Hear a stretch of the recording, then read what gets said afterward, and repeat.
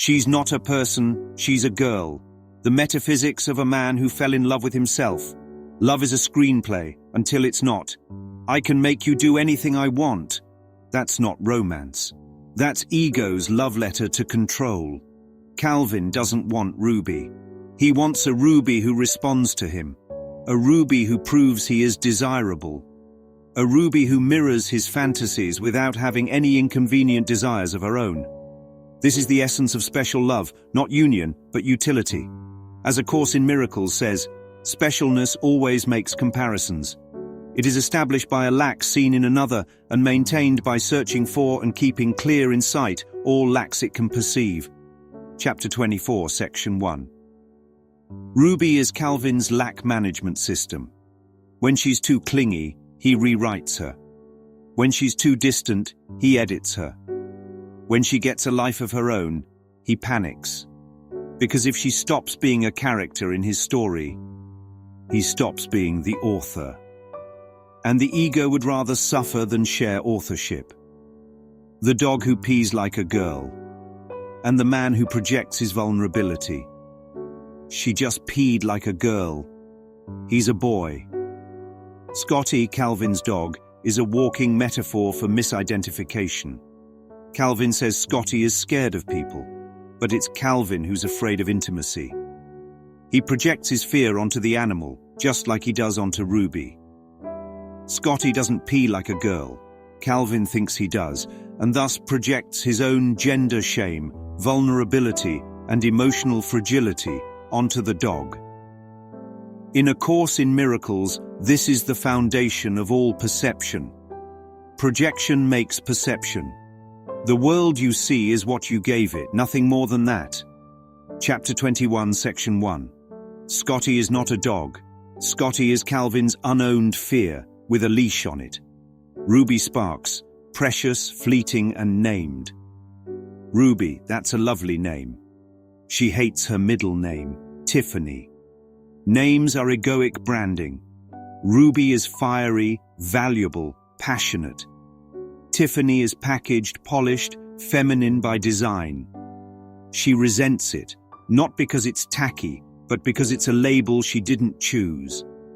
Ruby is fighting for the right to exist unscripted, and the moment she starts resisting the plot, Calvin starts doubting the relationship.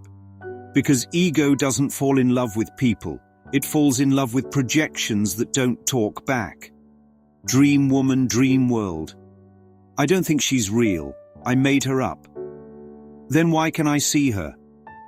This is the Truman Show in miniature. Calvin dreams of Ruby, and she shows up, says the line he wrote, loves his dog just the way he imagined, and then starts going off script. In truth, Ruby never left the script. Her rebellion is part of the deeper script, spirits, designed to expose Calvin's false identity through suffering. Trials are but lessons you failed to learn, presented once again. Chapter 31, Section 8. Ruby's independent arc is not failure, it's redemption. It's the Holy Spirit hijacking the ego's fantasy and using it to undo the fantasy maker. Big Sir, big sulk. Why don't you swim? I promised I'd finish Langdon's book. This is Calvin at Big Sur, surrounded by joy, family, nature, and refusing to get in the water. Because Ruby is free here. Because he's no longer the sun in her sky. Because love, unscripted, terrifies the ego. He promised to take her, but when she thrives without him, he retreats into seriousness. The ego doesn't want shared joy. It wants to be the source of joy. That's why it doesn't swim. It drowns in authenticity. Harry, the brother who actually lives. Most women are different up close. Write what you know. Harry is Calvin's ego foil. Where Calvin theorizes about love, Harry has lived it. Marriage, parenting, conflict, forgiveness. His relationship is messy, but real. When Harry dares Calvin to write something and see if she changes, he becomes the bridge between science and miracle. The test of authorship. He says women are different up close. Translation: you can't control someone and know them. Harry's not just a brother. He's a mirror of what Calvin is avoiding, the unpredictable present moment. The evidence of a lie. Whose panties are these? Scotty must have dragged them in. There are women's items all over the house. Bras, razors, underwear. Did Ruby manifest them? No. Calvin did. The course is clear. The world you see is the witness to your state of mind, the outside picture of an inward condition. Chapter 21, Section 1. He needed the illusion of Ruby's past to maintain the illusion of her reality. These aren't props. They're false memories. Proof he wanted to be deceived. Mabel, the present moment knocking. You seem familiar. Maybe we knew each other in another life. Mabel is the holy instant in a waitress's body. She's uncontrived. She's kind. She doesn't ask Calvin to be brilliant. She just asks what he's doing right now. And that's the question the ego can't stand. Because the ego only exists in the past, it regrets, and the future it fears. Mabel invites presence. Ruby, his past projection, shows up at the exact moment he's about to step into now. And he retreats.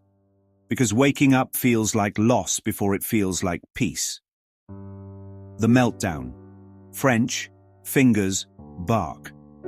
I told you I could make you do anything. Stop it, come back. I love you forever. This is where Ruby Sparks becomes a horror film. Calvin writes her into submission. She becomes a doll, a puppet, a sex robot with tears. And he breaks. Because even when he gets everything, it's unbearable. Love that isn't freely given isn't love. It's ego masturbation. This scene is the apex of specialness. Total control. Zero joy. The special relationship is the ego's chief weapon for keeping you from heaven. Chapter 16, Section 5. This is hell. Not because Ruby hurts him, but because she obeys him. The last page. As soon as Ruby left the house, the past released her. He lets go. Not just of Ruby, but of authorship.